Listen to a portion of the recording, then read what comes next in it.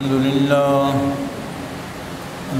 لله نحمده ونستعينه ونستغفره ونؤمن به ونتوكل عليه ونعوذ بالله من شرور أنفسنا ومن سيئات أعمالنا من يهده الله فلا مضل له ومن يضلل فلا هادي له ونشهد أن لا إله إلا الله وحده لا شريك له ونشهد أن سيدنا مولانا محمدا عبده ورسوله أرسله إلى كافة للناس بشيرا ونذيرا وداعيا إلى الله بإذنه وسراجا منيرا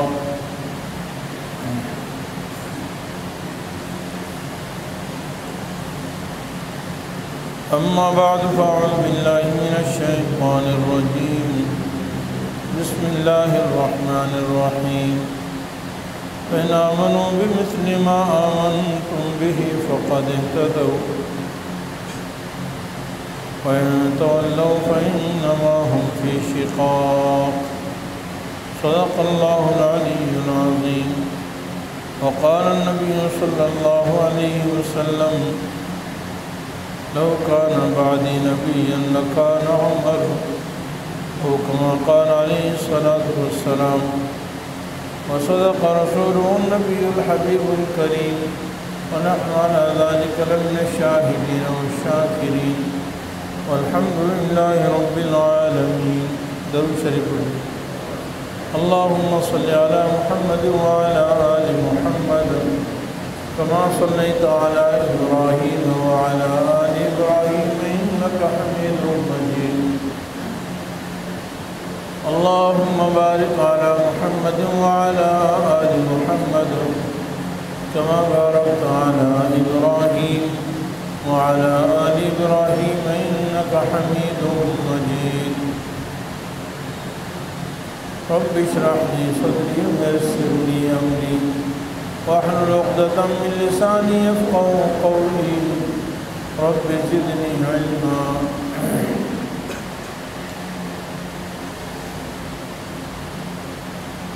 نمازی حضرات سے گزارش ہے کہ وہ اگلی صفوں میں تشریف لیں. میرے ساتھی پیچھے بیٹھے ہوئے. جمعے کے دن رسول اللہ صلی اللہ علیہ وسلم نے خاص طور پر حکم دیا ہے کہ پہلے آؤ اور امام کے قریب بیٹھو اور خوب کان لگا کر بات سنو. پیچھے صفوں میں ساتھی اگلی صفوں میں تشریف لیں. پیچھے ساتھی ایسی بغیر ضرورت کے ٹیک لگانے سے بھی جمعے کے دن منع فرمایا.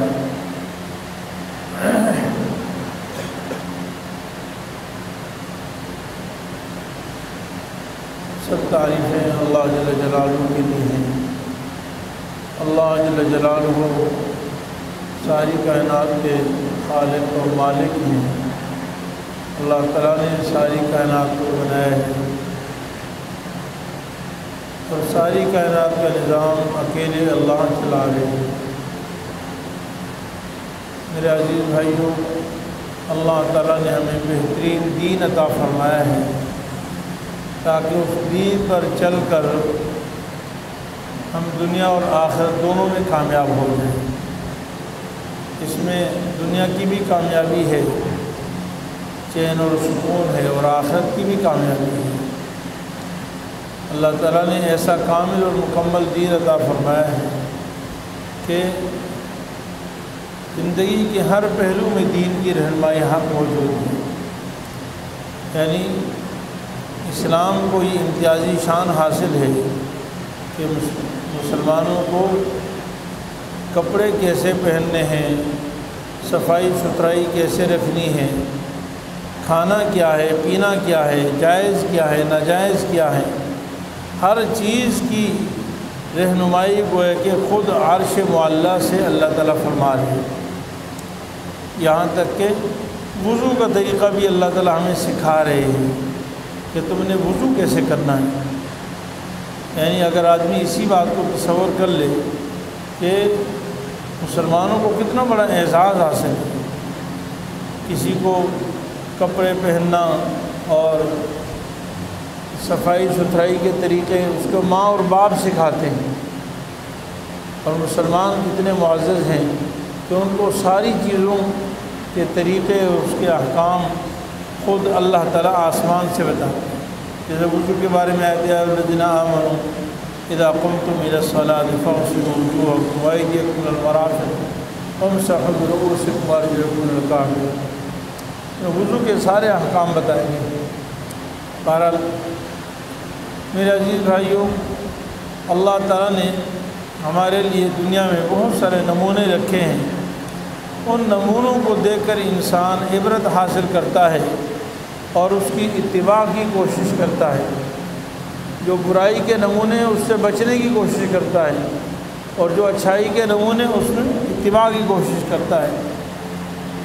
میں نے پہلے جمعے میں حضرت سیدنا عثمان غنی رضی اللہ تعالیٰ عنہ کے تھوڑے سے مختصر احوال بیان فرمائے تھے۔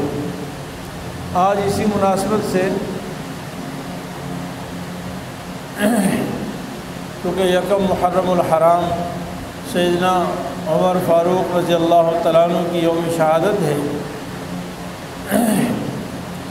اس مناسبت سے حضرت عمر رضی اللہ تعالیٰ عنہ کی فضائل سے متعلق آج چند باتیں بیان کی جائیں گی۔ حضرت عمر رضی اللہ تعالیٰ عنہ خلیفہ دوم ہیں۔ حضرت ابوبکر صدیق رضی اللہ تعالیٰ عنہ کے بعد دوسرے نمبر پر خلافت حضرت عمر رضی اللہ تعالیٰ عنہ کو حاصل ہوئی۔ 40ویں نمبر پر اسلام قبول کیا، 40ویں نمبر پر اسلام قبول کیا، لیکن دوسرے نمبر پر پہنچ گئے۔ اسلام قبول کرنے کے علماء فرماتے ہیں کہ 40 کے عدد کو بہت زیادہ یعنی دخل ہے بہت ساری چیزوں میں۔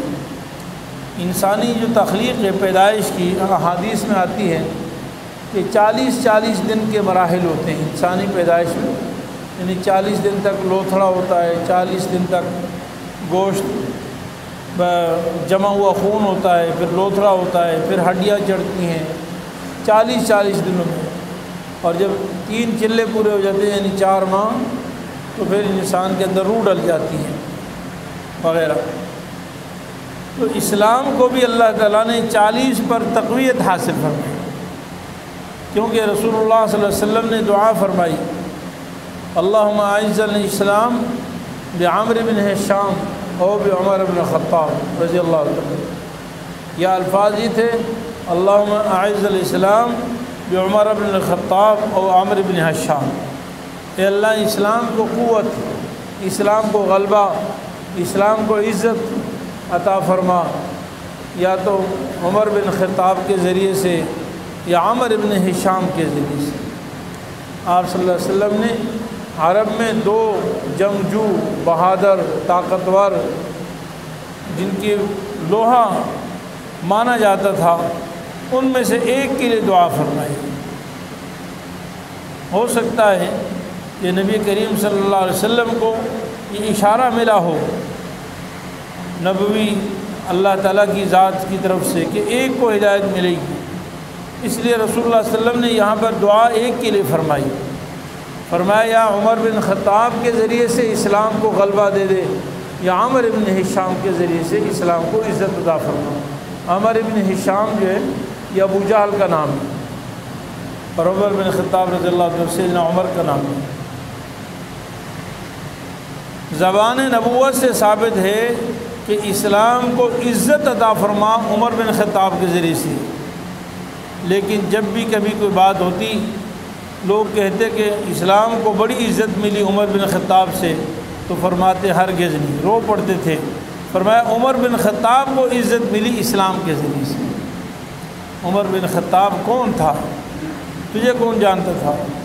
اپنی خلافت کے دور میں کبھی اپنے آپ کو کوستے تھے، کبھی ماتھے پہ یوں ہاتھ مارتے اور کہتے عمر تو اونٹوں کا چرواہا تھا، تجھے اسلام نے اتنی بڑی عزت دی کہ اللہ تعالیٰ نے 22 لاکھ مربع میل پر تمہیں خلافت عطا فرمائی، امیر المومنین عطا فرمائی۔ بہرحال حضرت عمر بن خطاب رضی اللہ تعالیٰ 40ویں نمبر پر مسلمان ہوئے، کہ اسلام کا واقعہ بڑا مشہور ہے کہ قرآن کریم میں ہے وَإِذْ يَمْكُرُ بِكَ الَّذِينَ كَفَرُوا لِيُثْبِتُوكَ أَوْ يَقْتُلُوكَ أَوْ يُخْرِجُوكَ وَيَمْكُرُونَ وَيَمْكُرُ اللَّهُ۔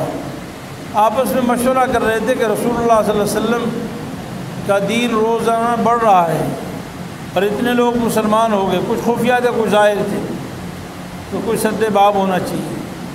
آپس میں مشورہ کیا کہ اتنے قبائل ہیں اور ہر قبیلے کا ایک فرد حضور صلی اللہ علیہ وسلم کو قتل کرنے کے لیے آگے بڑھے، تو جب سارے قبائل مل کر حضور صلی اللہ علیہ وسلم کو قتل کریں گے تو پھر ایک حضور صلی اللہ علیہ وسلم کو جو خاندان ہے وہ پورے عرب سے لڑ نہیں سکتا، بس خون بہا دیت دے دیں گے، جان چھوٹ جائے گی، حضور صلی اللہ علیہ وسلم بھی دنیا سے چلے جائیں گے اور خون بہا اور دیت پر راضی ہو جائیں گے حضور صلی اللہ علیہ وسلم کے خاندان۔ چنانچہ یہ مشورہ ہو رہا تھا کہ سیدنا عمر بن خطاب رضی اللہ عنہ نے فرمایا کہ عجیب حماقت کی بات کر رہے ہو، رہتی دنیا تک لوگ ہنسیں گے کہ ایک آدمی کو قتل کرنے کے لیے پورا عرب جمع ہو گیا، اتنی بڑی حماقت کی بات، یہ کام کرنے کے لیے میں اکیلا کافی ہوں۔ آپ جرت اور بہادری دیکھیں کہ جس کام کے لیے عرب کا مشورہ یہ ہے کہ ہم سب مل کر کریں گے، عمر بن خطاب فرماتے ہیں میں اکیلا کروں گا، ضرورت نہیں ہے سب کو جمع ہونے کی، اور اپنی تلوار پر خون لگایا اور حضور صلی اللہ علیہ وسلم کو قتل کرنے کے لیے روانہ ہو گئے۔ خون لگانا عرب میں بزدلی سے قتل پسند نہیں کیا جاتا تھا کہ چھپ کے وار کر دیے جائیں، خون لگانے کا مطلب یہ کہ میں کہیں قتل کرنے جا رہا ہوں۔ لیکن جاتے ہوئے راستے میں اپنی بہن کے گھر گئے، بہن سے اللہ کا قرآن سنا، پوچھا کہ تم کیا پڑھ رہی تھی؟ بہن نے کہا کہ تم وضو نہیں ہے تمہارا، ناپاک ہو، تمہیں میں نہیں دے سکتی۔ تو انہوں نے کہا چلو پڑھ کر سناؤ، تو بہن نے سورہ طٰہٰ کی آیات پڑھ کر سنائی۔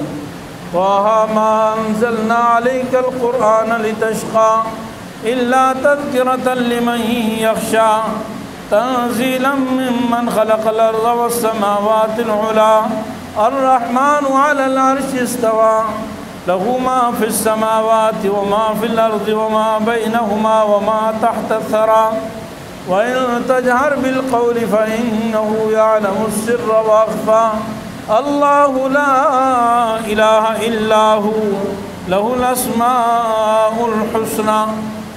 اللہ اکبر۔ یہ آیتیں سب اللہ کی وحدانیت، اللہ کی عظمت، اللہ کی قدرت کا بیان ہے، اور حضرت عمر عربی زبان جانتے تھے۔ اللہ تعالیٰ نے ایمان کی دولت سے مالا مال کرنا تھا تو اللہ نے دل میں ایمان اتار دیا، اور جو عمر قتل کرنے جا رہے تھے وہ وہیں سے فوراً روانہ ہو گئے کہ میں کلمہ پڑھنے جا رہا ہوں، حضور کے غلام بن گئے۔ جیسے حضور صلی اللہ علیہ وسلم کے پاس پہنچے دربار جہاں آپ صلی اللہ علیہ وسلم تشریف فرما تھے، حضرت سیدنا حمزہ رضی اللہ تعالیٰ عنہ آپ کا پہرا دے رہے تھے، حضرت عمر کو تلوار پہ خون لگا ہوا آتے ہوئے دیکھا تو بے چین ہو گئے اور آپس میں گفتگو کرنے لگے اور آپس میں ذرا تیش میں آ گئے۔ ساتھیوں نے کہا کہ عمر آ رہا ہے، تو عرب کے بہادروں میں سے سیدنا حمزہ رضی اللہ تعالیٰ عنہ بھی بڑے بہادر تھے۔ حضرت حمزہ رضی اللہ تعالیٰ عنہ کہنے لگے کہ کوئی بات نہیں ہے، آنے دو، اگر اچھی نیت سے آ رہا تو ٹھیک ہے، ورنہ انشاءاللہ میں عمر کی تلوار سے عمر کی گردن اتار دوں۔ حضور صلی اللہ علیہ وسلم نے اپنے چچا کی بات سنی، کہا کیا ہو گیا؟ کہا جی عمر آ رہا ہے اور خون تلوار پہ لگا ہوا، غصے سے آ رہا ہے۔ حضور صلی اللہ علیہ وسلم نے فرمایا کہ اے پیارے چچا جان، آپ بے فکر ہو جائیں، عمر کو آنے دیں اور تلوار سمیت اندر آنے دیں۔ آج عمر قاتل بن کر نہیں آ رہا، عمر غلام بن کر آ رہا ہے۔ وہی کے ذریعے سے اللہ تعالیٰ نے حضور صلی اللہ علیہ وسلم کو بتا دیا کہ حضرت عمر کے بارے میں حضور کی دعا قبول ہو گئی۔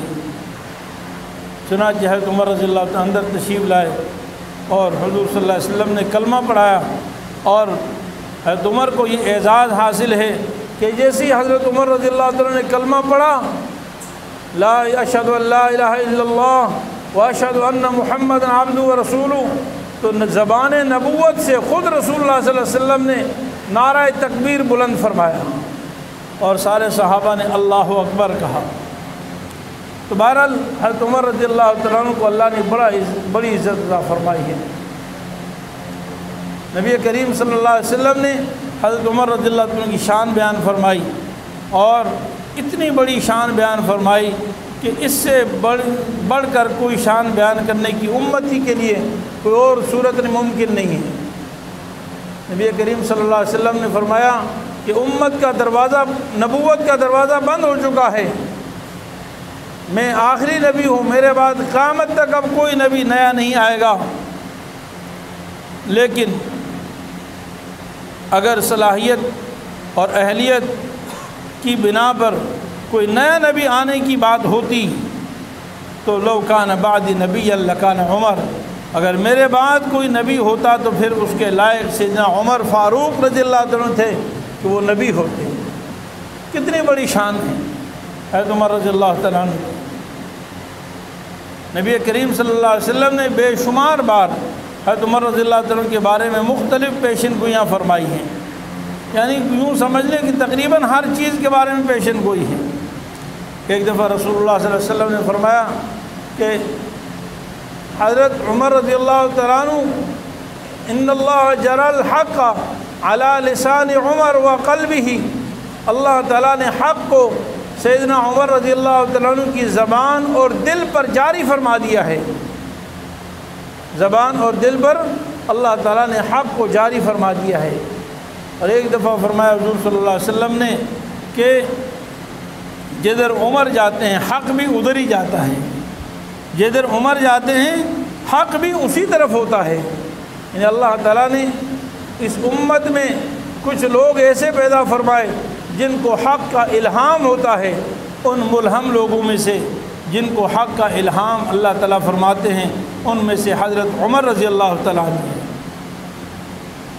اسی لیے نبی کریم صلی اللہ علیہ وسلم کی زمانہ اقدس میں، زمانہ مبارک میں 27 واقعات، ایک دو نہیں 27 واقعات ایسے ہوئے ہیں جن میں حضرت عمر رضی اللہ عنہ کا مشورہ، ان کی رائے، ان کی سوچ، ان کی فکر پہلے آئی ہے، آسمان سے قرآن بعد میں نازل ہوا ہے۔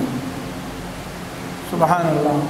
ایک دو واقعات کتنی بڑی شان ہے، جن میں سے کئی واقعات مشہور ہیں۔ ان میں سے ایک واقعہ یہ پردے کا اور حجاب کا مسئلہ ہے۔ آپ حضرت عمر رضی اللہ تعالیٰ عنہ آپ صلی اللہ علیہ وسلم کی بارگاہ میں اکثر تشریف لاتے اور حضور صلی اللہ علیہ وسلم سے مشورہ دیتے، یا رسول اللہ آپ عورتوں کو پردے کا احکام دیں، ازواج مطہرات سے بھی کہیں کہ وہ پردہ کیا کریں۔ آپ کے پاس پوری دنیا سے لوگ آتے ہیں، وفود آتی ہیں، اور چونکہ پردے کا حکم نہیں تھا تو مخلوط ہوتا تھا، عورتیں ازواج مطہرات بھی سامنے ہوتی تھی۔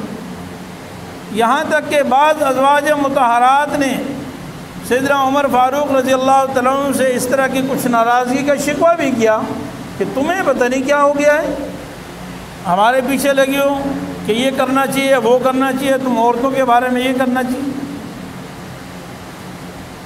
چنانچہ حضرت عمر رضی اللہ تعالیٰ نے جیسے مشورہ دیا، دوسرے دن اللہ کا قرآن نازل ہو گیا۔ یا ایھا النبی قل لازواجک وبناتک ونساء المؤمنین یدنین علیہن من جلابیبہن، اے نبی اپنی بیویوں سے بھی کہہ دیجیے، اپنی بیٹیوں سے بھی کہہ دیجیے، اور ایمان والوں کی عورتوں سے بھی کہہ دیجیے کہ وہ اپنے اوپر حجاب پردہ کیا کریں، چادر لمبی لٹکا کر رکھا کریں سر سے آگے۔ تو حجاب کا حکم حضرت عمر رضی اللہ کی رائے کے مطابق نازل ہوا ہے۔ غزوہ بدر کا واقعہ مشہور ہے کہ حضور صلی اللہ علیہ وسلم قیدیوں کے بارے میں مشورہ ہوا کہ ان قیدیوں کو کیا کرنا چاہیے۔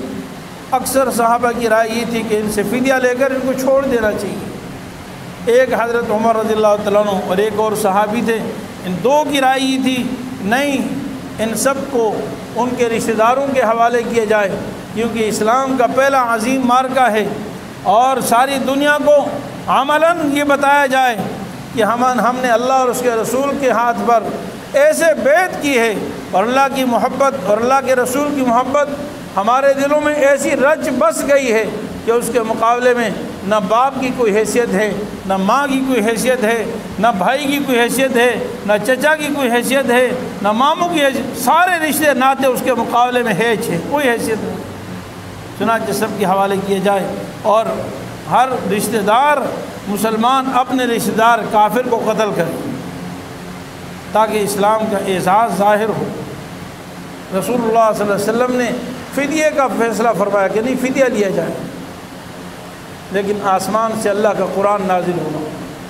ما کان للنبی ان یکون له اسرا حتی یسخن فی الارض تريدون عرض الدنيا والله يريد الآخرة والله عزيز حكيم لولا كتاب من الله سبق لمسكم فيما أخذتم عذاب عظيم فكلوا مما غنمتم حلالا طيبا واتقوا الله إن الله غفور رحيم۔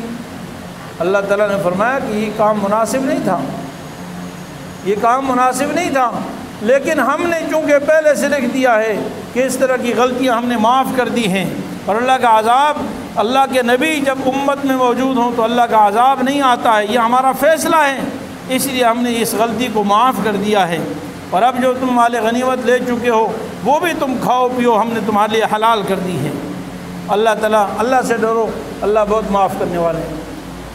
ان آیات کے نازل ہونے کے بعد نبی کریم صلی اللہ علیہ وسلم اتنا روئے کہ آپ کے آنسو مبارک زمین پر گر پڑے، آپ کی داڑھی مبارک تر ہو گئی، اور آپ صلی اللہ علیہ وسلم نے بارہا یہ فرمایا کہ آج اگر اللہ کا عذاب نازل ہوتا تو عمر کے سوا کوئی نہ بچتا۔ تو بہرحال بے شمار ایسے واقعات ہیں جہاں حضرت عمر رضی اللہ تعالیٰ عنہ کی موافقت میں اللہ نے قرآن نازل فرمایا ہے۔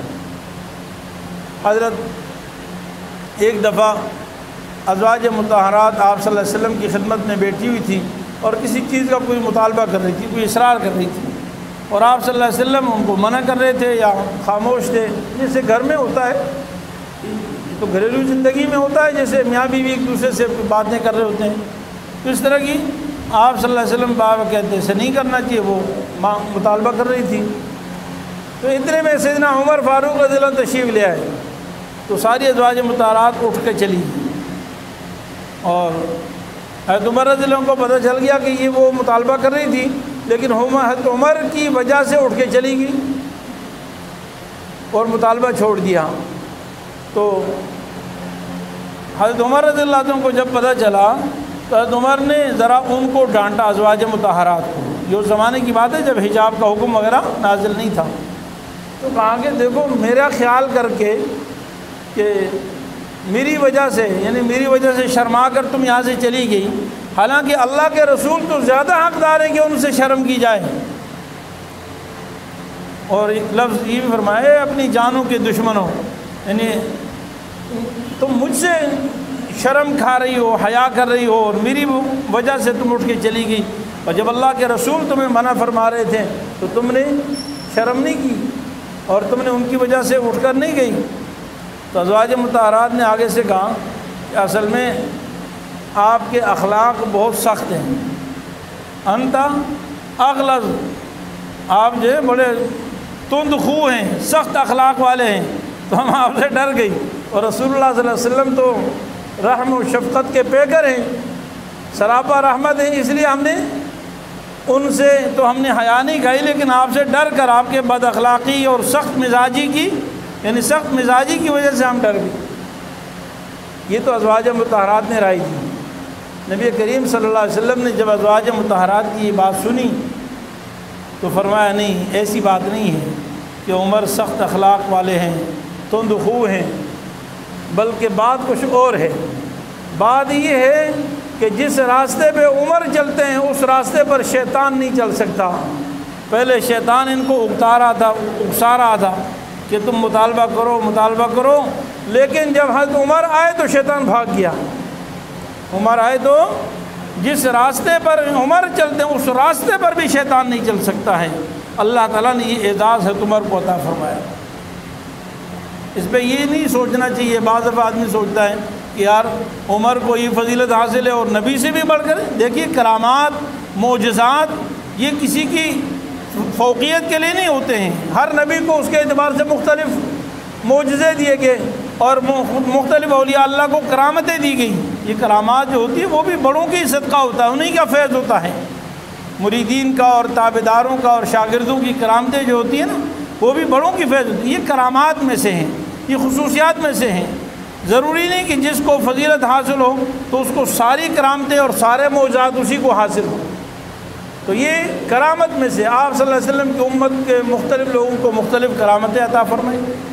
حضرت عمر رضی اللہ عنہ کو یہ کرامت عطا فرمائی کہ شیطان پر بھی حضرت عمر کا رعب طاری رہتا تھا۔ نبی کریم صلی اللہ علیہ وسلم نے حضرت عمر رضی اللہ عنہ کے بارے میں جنت کی بشارت دی۔ وہ حدیث میں حضرت عثمان رضی اللہ عنہ کی فضائل میں سنائی تھی کہ ایک دفعہ ابو موسیٰ اشعری رضی اللہ عنہ فرماتے ہیں ایک باغ میں ہم بیٹھے تھے، حضور صلی اللہ علیہ وسلم کے پاس آنے کی حضرت عمر نے اجازت مانگی تو آپ صلی اللہ علیہ وسلم نے فرمایا کہ دروازہ کھولو، افتح لہ وبشرہ بالجنہ، دروازہ کھول دو اور انہیں جنت کی بشارت عطا فرما۔